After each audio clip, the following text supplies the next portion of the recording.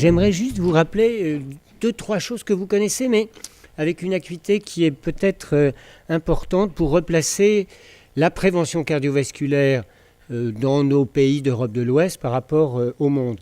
Dans ces fameux papiers du Global Burden of Disease, qui sont des papiers extraordinaires quand vous voulez faire de l'épidémiologie, parce que vous trouvez vraiment des informations extrêmement pertinentes, j'ai sorti un des derniers papiers qui montre l'ordre des facteurs de risque des maladies dans le monde, et puis en Europe de l'Ouest. Alors, chaque fois qu'il y a une colonne, c'est en fait une région du monde. La colonne de gauche, c'est le monde, et puis après, la colonne 3, c'est l'Europe. Alors, je vous ai fait la petite sélection.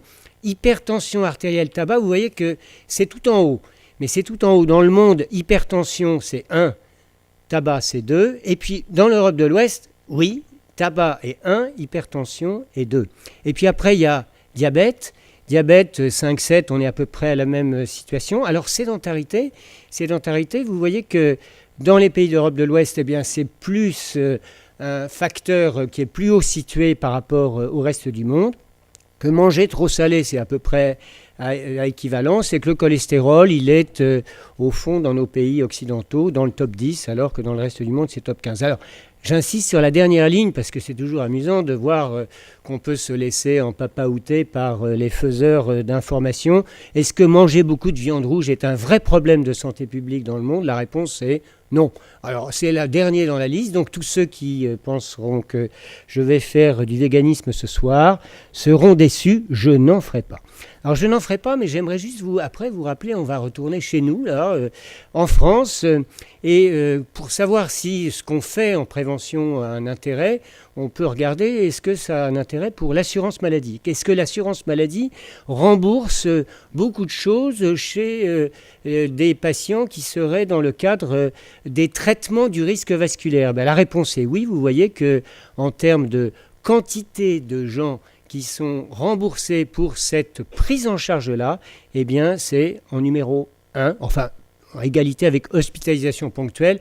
Hospitalisation ponctuelle, c'est tout ce qui fait la vie médicale, la chirurgie ponctuelle, l'orthopédie, et choses comme ça. Alors, qu'est-ce qu'il y a juste au-dessus ? Eh bien, il y a les maladies cardio-neurovasculaires. Donc, vous voyez que maladie cardio-neurovasculaire, traitement du risque vasculaire, c'est en fait le nombre de patients qui sont le plus remboursés par la sécurité sociale. Donc, notre job au quotidien, que ce soit en prévention ou en prévention primaire ou secondaire, c'est la réalité.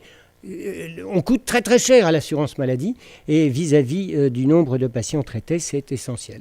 Alors, les trois grandes pathologies, l'hypertension, le diabète, la dyslipidémie, est-ce que ça touche beaucoup de monde en France ? Alors, je vous donne là des chiffres des gens qui ont pris au moins ce matin un médicament, de la pharmacopée, pour soigner une de ces trois maladies. Il y en a à peu près 14 millions. Voilà. Donc, notre problème à nous, c'est un problème qui consiste à prendre en charge 14 millions de gens.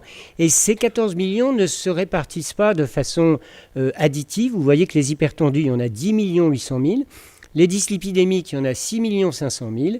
Et les diabétiques, il y en a 3 300 000. Alors, les diabétologues sont très forts parce qu'à les écouter, ils sont vraiment le vrai problème de santé publique. On ne parle que d'eux. Ils sont très, très brillants. Mais globalement, c'est quand même un petit groupe. 3 millions. Les hypertendus, il y en a beaucoup plus. Deuxième élément, regardez, il y a du recouvrement entre l'hypertension, la dyslipidémie, le diabète. Donc, on peut être hypertendu et dyslipidémique ou traité pour l'un et pour l'autre. Et puis, on peut même être hypertendu, diabétique et dyslipidémique.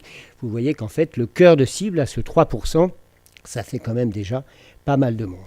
Alors, j'aimerais vous montrer une dernière chose, c'est la dynamique. Et là, cette diapo, elle rend un petit peu plus dubitatif. Parce que regardez, entre 2007, 2012 et 2017, si on compte les gens qui sont soignés pour ces trois pathologies-là, eh bien, on observe que ça stagne. Ça stagne pour les hypertendus, 10 600 000, 11 640 000, et puis 10 823 000. On se dit, mais en fait, ça a diminué. Le nombre des hypertendus traités en France a diminué entre 2012 et 2017. Alors, c'est peut-être une erreur de l'échantillon où on est dans l'intervalle de confiance. Regardons pour les dyslipidémiques. Alors là, la cata est là. La cata du point de vue, en tout cas, des vendeurs de médicaments, puisqu'il y avait 8 millions de personnes qui prenaient une statine en 2012. Il n'y en a plus que 6,5 millions. Bon, alors il paraît que c'est su par tout le monde, mais c'est en tout cas entendu par personne. On trouve ça normal. Et je vais même vous dire que j'ai fait un petit calcul qui consiste à dire, mais si on prenait la prévalence de la prise en charge de l'hypertension artérielle en 2012 et qu'on mettait pour les chiffres de la population de 2017, puisque entre 2007 et 2017, il y a quand même 5,5 millions de gens qui vivent en France métropolitaine de plus, donc 3% par an d'augmentation de la prise en charge des maladies cardiovasculaires, c'est les chiffres de l'assurance maladie. En fait, il y a un déficit aujourd'hui en France de près d'1,5 million d'hypertendus traités. On a perdu potentiellement 1,5 million de gens traités pour l'hypertension artérielle en France. On en a perdu 2,5 millions de gens traités par statine, donc là, la catastrophe est annoncée. Quant aux diabétiques, alors ils s'en sortent très bien parce qu'il y en a un peu plus et un peu plus qu'il devrait y en avoir. Donc il y a bien eu un recrutement de nouveaux patients. Il y a plus de patients soignés pour le diabète, plus de patients par rapport aux chiffres qui étaient ceux de l'année précédente. Alors j'aimerais juste, et ce sera ma dernière diapositive d'introduction, vous faire juste une petite réflexion sur l'hypertension, parce que je ne me lance pas dans les autres raisons. Pourquoi cette marche arrière, je m'amuse beaucoup, dans la prise en charge de l'HTA en France? Pourquoi? En fait, il y a des tas de raisons. Il y a des raisons qui sont liées à des décisions de santé publique. Et ça, c'est assez grave.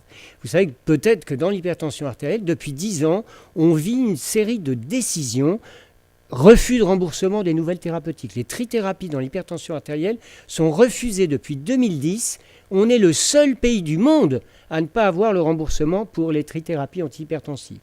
Arrêt de l'ALD12, l'HTA sévère en 2012, pour des raisons complètement incroyables. Je pourrais vous raconter l'histoire si vous me posez la question plus tard.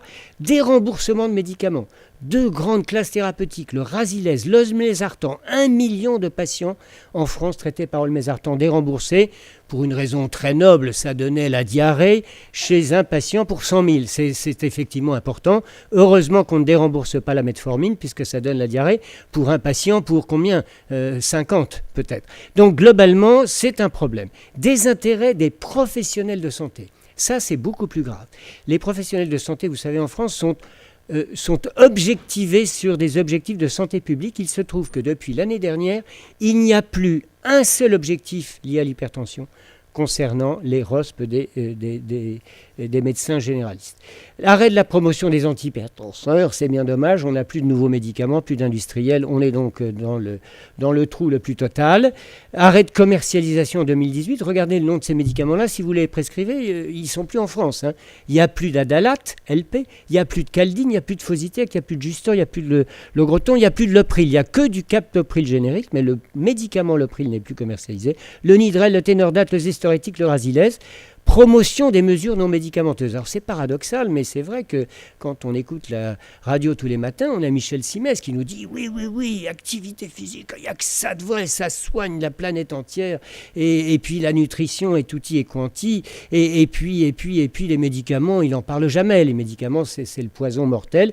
Ben, les gens commencent à le croire, Michel Simès, ils disent oui c'est vrai, si Michel l'a dit, eh bien j'arrête mon traitement et puis je vais me soigner avec autre chose. Et puis enfin la défiance vis-à-vis des médicaments. Ça a touché beaucoup de classes thérapeutiques. Les statines sont largement en tête, mais les antihypertenseurs ne sont pas de reste. Les alertes des autorités sanitaires, là, depuis 1 an, donc on a eu l'Olmesartan il y a 2 ans. Le Razilez, ils ont aussi dit que ça donnait, n'est-ce pas, des événements cardiovasculaires. Les interruptions de production, on a le grand problème à gérer du Valsartan. On pourra en parler si vous voulez, quelques conseils de celui qui prescrit beaucoup de Valsartan. Et puis les communications sur risque de cancer. Je ne sais pas si vous avez ouvert les journaux depuis 2 mois. L'hydrochlorothiazide donne les cancers de la pourtour de la bouche et les IEC donnent le cancer du poumon. Donc avec tout ça, on comprend bien que les patients veulent plus prendre d'antihypertenseurs. On ne va pas se désespérer et on va quand même essayer de parler de prévention cardiovasculaire. Merci.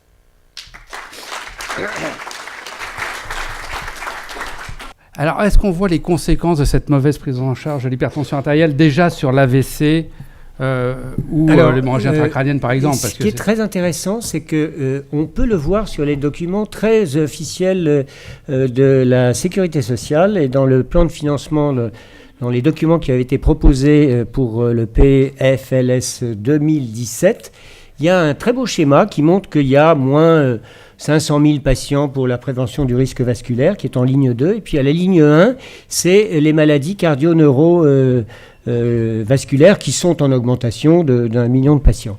Et là, l'explication est de dire, ah ben c'est normal, c'est parce qu'il y a moins de patients qui sont traités par statine. C'est leur explication numéro 1. Et pourquoi il y a plus de patients avec des pathologies cardio-neurovasculaires? C'est le vieillissement de la population. Donc c'est aujourd'hui leur explication. Moi, je pense que dans 5 ans, on verra les conséquences. Donc on est lanceur d'alerte aujourd'hui, oui, clairement. On va voir réaugmenter les complications cardiovasculaires. On le voit déjà, mais l'épidémiologie en France cardiovasculaire, elle est quand même mal faite. Donc on n'a pas de marqueurs extrêmement précis aujourd'hui.